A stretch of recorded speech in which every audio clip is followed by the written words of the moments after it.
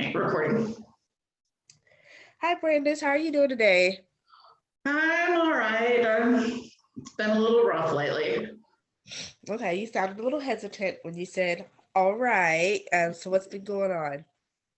Oh, well, yeah. One of my really good friends had a brain aneurysm and collapsed. Just she's currently in a coma. And there's a chance she may never come out of it. Okay, so you've been dealing with that pretty. How have you been dealing with it? It's hit me kind of hard, because she's the same age I am, and I don't feel like we should be, dropping dead yet. You know what I mean? Um, Right. So it, go ahead. well, she's still alive, but they're telling us, we just don't know. I mean, she may never wake up, and she's like the third person in my friend group within like just the last couple of years that has passed away. So another one of your friends she had a brain aneurysm and she's been in a coma for a little while. And so that's increasing your fear of dying early, which we've been dealing with. Is that Yeah, a little bit, yeah. And lately here my blood pressure has been really high. It hit almost stroke level, just yesterday actually. okay? Have you been doing anything to combat with that, to bring it down, or Um,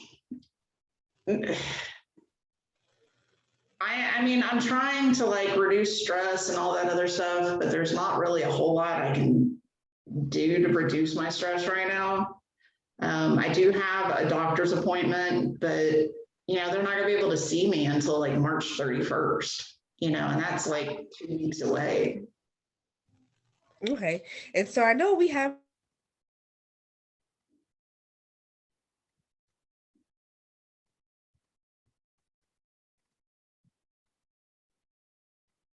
Oh, I think you froze.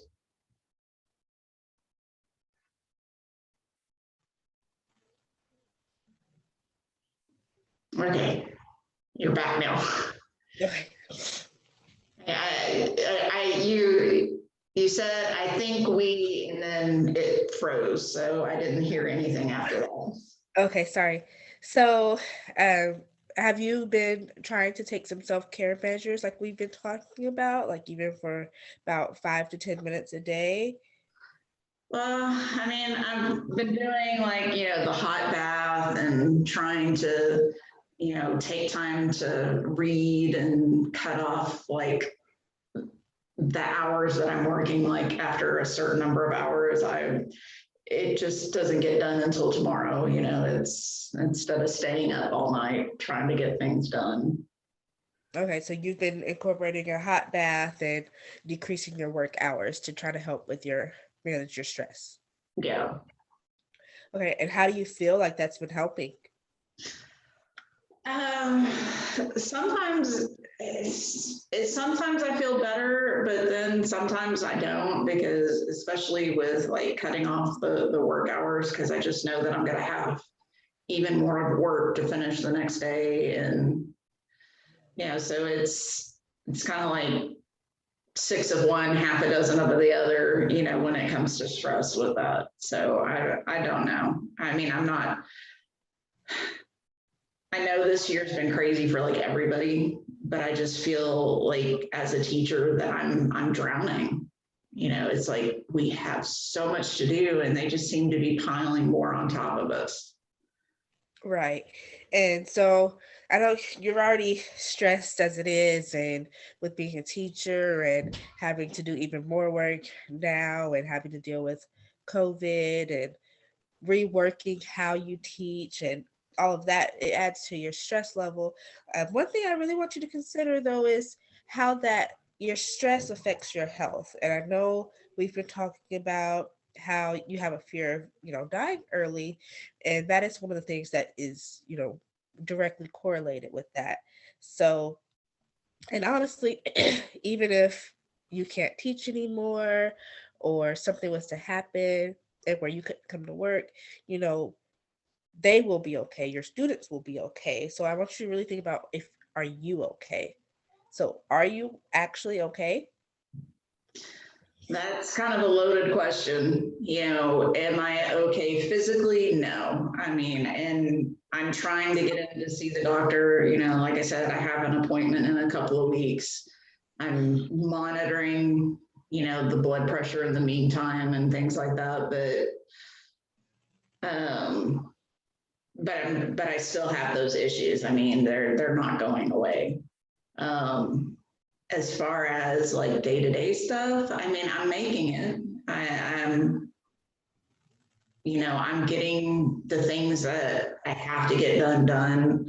I'm, my kids are taken care of, they're clean, they're bathed, they're fed, we've got their homework done, all that kind of stuff. And, my lesson plans are turned in when they're supposed to be, my grading is done in time for report cards, I'm keeping up the parent contacts and everything else, so I mean, I'm still doing what I need to do, but it's overwhelming a little bit. Right. And that is something to, to celebrate. Like, you are doing, everything that still has to get done. Um, Maybe some time management and breaking it down a little bit um, as possible as well, or even talking with your principal about how to possibly get some help. But maybe some teachers aren't having to do as much at this time. Maybe their class sizes are a little smaller, and trying to get some assistance. And that could possibly really help you out. Hey, I've talked to my principal, but it's like everybody else on campus is in the same boat I am. We're all overwhelmed. I mean, the admin, the teachers, everybody. Right. And so take it one day at a time is really something to think about and consider, because you don't want to stress yourself out too much to where it does start to negatively impact your health, because then it's going to put more stress on you later on. Um, so, really trying some of those more self care techniques that we have talked about to reduce that stress, even if it's, sometimes easier assignments or less. And it can really, even the small steps in between can make a bigger difference. Yeah, well, I mean, I'm trying. I mean, I feel like I've reduced as much as I can reduce and still, do my job. Yeah. Okay. So, what else do you think could possibly be done either in your personal life or your work life? Do you feel like there's anything else that could help balance? I have no personal life, so Well, I mean, as far as like your family and your kids, that's what I mean by your personal life. yeah, well, I'm hoping that, my kids will step up a little more. I mean, we've put up a chores list and everything, but I'm fighting to get it done. They're, instead of them like, looking at the list and knowing, because it's the same, that on this day you're supposed to do this, on this day you're supposed to do this, but they don't do it. So I end up just like either one doing it myself, or, we end up having, like a confrontation, because they don't get it done. Now, my younger child, she's pretty good. All I have to do is remind her once, hey, you have this chore, and she'll go do it. My oldest child, on the other hand, okay, mom, I'll do it after I finish this. She finishes it, she doesn't get it done.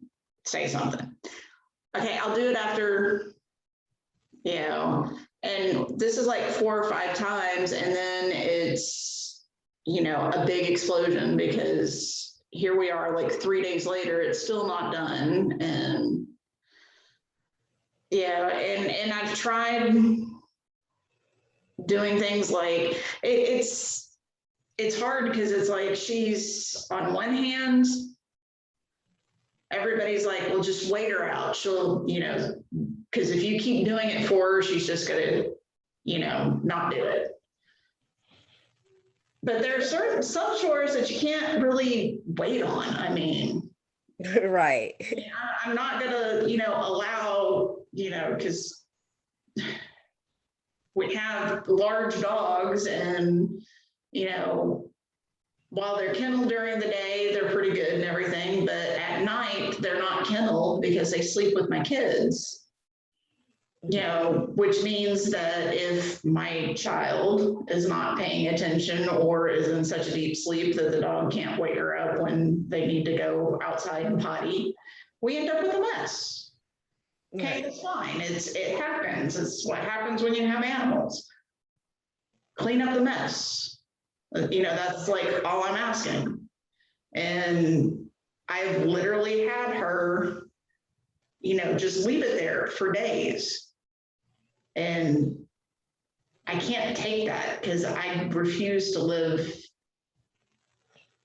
in animal poop and stuff. I mean, Right. it's So you've been trying to rely on your children more to help out with the chores around the house, but you're having difficulties with your oldest kid. Your youngest, she pretty much listens and does it, helps She out, but doesn't you're do it having automatically, but I can just tell her, hey, you have this chore, go get it done. And okay. So she listens. I guess she doesn't really pay attention to it herself, but if you ask her to do it, she'll yeah, do yeah. If I ask her, she'll do it. it. And if the oldest would do that, that would be fine. I could deal with that. I could be the reminder to make sure everybody's doing what they're supposed to be doing when. But it's just I'll do it later. I'll do it later. I'll do it later. Later never comes. Okay. And so have you tried to incorporate maybe some type of reward system with her or even both of them, maybe to get the youngest to do more because she gets more rewards or and the oldest to even do something? Hey, I have tried reward systems and, I regularly, give gift cards and things like that to the youngest, for getting all of her chores and things like that done. All that seems to do with the oldest, though, is cause resentment because, my youngest is my favorite, according to her. And it's like, no, she just does what she's told. Okay. It's you would get the same reward if you just did what you were supposed to. And what It's about the opposite of that? Have you tried the punishment route? yep, taking away car, taking away phone, taking away, grounding so they can't go anywhere. Nothing, nothing seems to affect the chores in the house. And if you were to speak to my oldest, she would claim she's the only one that actually does any cleaning in the house. Because every once in a while, she will get one of these wild hairs and she'll decide, oh, I'm going to clean the whole kitchen. Which usually she does right before she once again destroys the kitchen because she wants to do a lot of baking, which I don't mind her baking, but then she doesn't clean up the mess she just made from baking. So it's kind of a moot point. Right, it's a revolving door pretty much. So yeah, she did clean all of this, but then, immediately she dirties it up again. And if she would just, put all of her baking stuff away and put those dishes in the dishwasher, then we would have a better time of it, I guess. Right.